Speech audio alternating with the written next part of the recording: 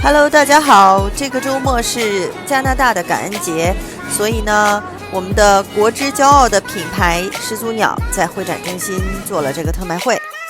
晚上6点多过来的，以为人会很少，结果还是等了半个多小时，可想而知上午的血拼场面。